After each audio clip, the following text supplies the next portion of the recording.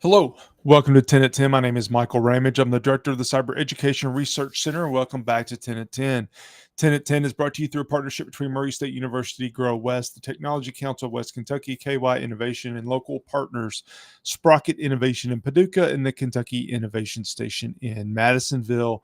Welcome back to 10 at 10, episode 203. Happy Black Friday for those that are out there. Amongst the crazies shopping. I guess Black Friday has died down quite a bit over the years with what's coming up on Monday, Cyber Monday. But anyway, for those that are out there, good luck and stay safe. But last Friday of November, as we start gearing into December, we start doing two things, or at least personally, I start doing a couple of things. First of all, not included.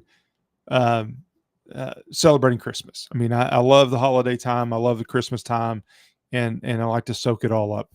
But from a security technology standpoint, I always want to do a couple of things. First of all, is take a look back how the year went, and then start trying to think about the planning for next year and what that should look like.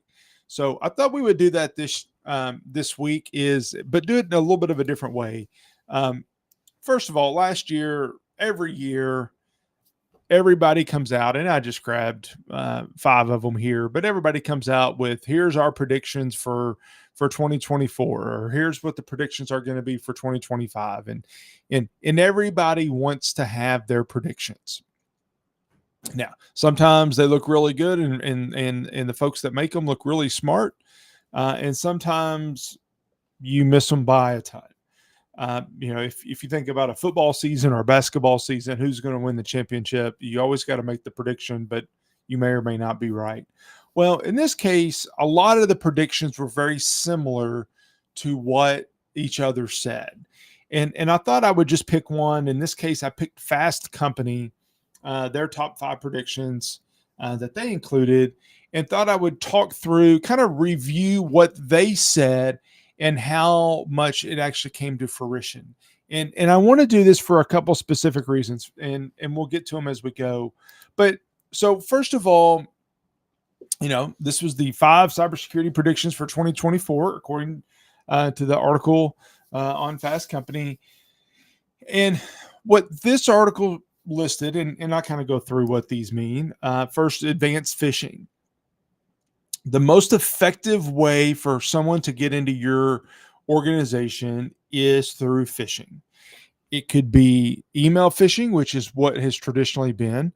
Also, sometimes it's voice phishing.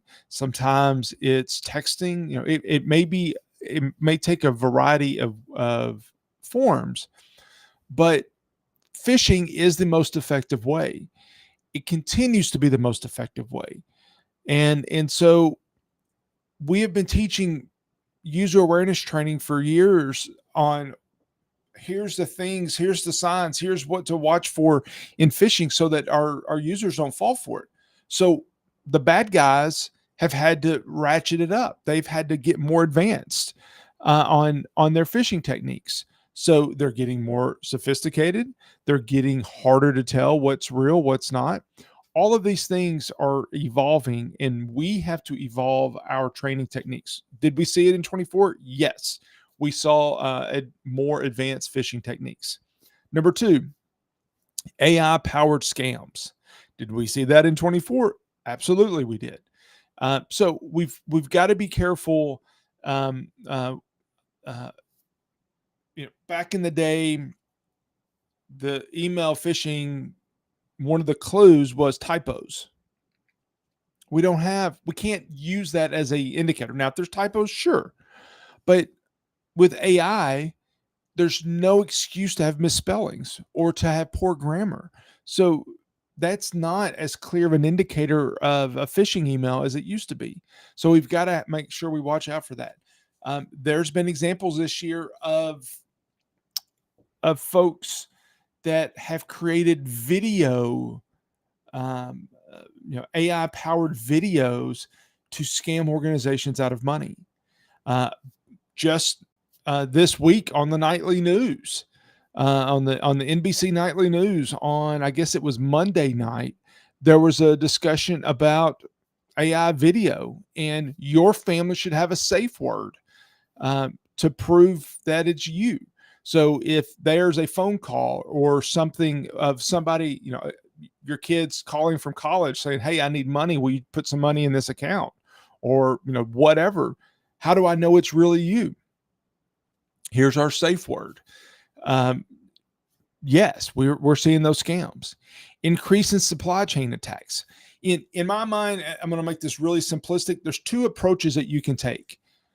Phishing is going to get you one at a time, one company at a time. It's the easiest way to do it. It's probably the lowest cost way to exploit companies, but it's one at a time. On the other end of that spectrum are supply chain attacks.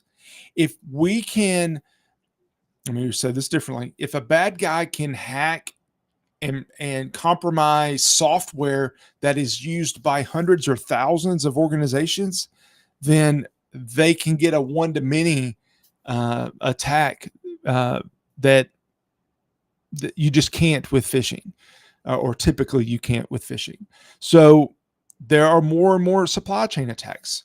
In 2023, that was Move It, and it affected thousands of businesses.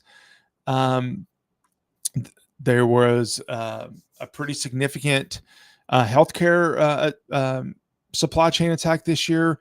They're continuing to happen, and they will continue to happen. Go back with solar winds. I mean, it's just these types of attacks. There's two approaches, and it's kind of the short game and the long game. The bad guys, unfortunately, are going to take both approaches. You would take the same. If you think about that with your business, you're taking a short-term approach and a long-term approach. We do it with recruiting at a university. We do it with planning, all of these types. Well, the bad guys are unfortunately doing this as well. Deployment of malicious browser extensions. Yes. Your browser is, so many tools are web-based now. That way you don't have to download the application, and part of that's because there's so many different platforms. Is it your phone? Is it your desktop? Is it a laptop? Is it a Windows computer? Is it a Mac computer? Are you using this browser or that browser? There's so many different variables that most organizations are developing their applications in browsers now, and it's trying to make it available for as many as possible. We have to be careful with that. We have to make sure that our browser is up to date, because the extensions that we're using, I mean, we may download an extension that is malicious. So we have to be careful. Yes, that's happening. And then number 5, and I think this one's really interesting, because I think this one has started happening, but it's also continuing to happen as well, is the changing demographics. Changing demographics brings more threats. And what that means, what they're talking about in this prediction was younger people have different tolerance of privacy than older folks. And when I say older folks, I don't mean, over 70. I'm talking about, the middle-aged folks. Me. We have a level of privacy expectations that younger folks just don't. They don't care as much. If my identity, or let's say my Facebook account, gets compromised, that's concerning for me. For younger people, oh well, I'll just make a new one. It's not all people. I don't want to blanket any age group completely, but those changing demographics really brings about more threats because of habits and things that are different. I think that's going to continue to change. We actually, as a country, are spending $40 billion with a B to expand broadband to those people that have not had it before. That, again, there's a lot of people that are about to be online that have not been online before. All of those things are going to make for demographics, the landscape, the threats, the vulnerabilities, all of that to change it has been changing. It'll continue to change in the future as well. So anyway, I think there's some things that we can learn from those 5 pieces that we talked through. First of all, yes, those were predictions for last year. As we get further in December, we will talk about some of those predictions for next year, and I bet you see some of those again because those are threats and predictions or security concerns that the bad guys have had success with. So they're going to continue into next year as well, because if it works, they're going to double down and try to make uh, more money on those vulnerabilities or those issues. So anyway, hope you found that interesting.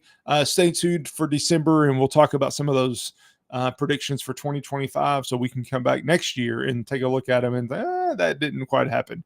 But anyway, if you have questions, please don't hesitate to reach out to me. Thank you very much for tuning in, and see you next week back here on 10 at 10. Thank you. Bye.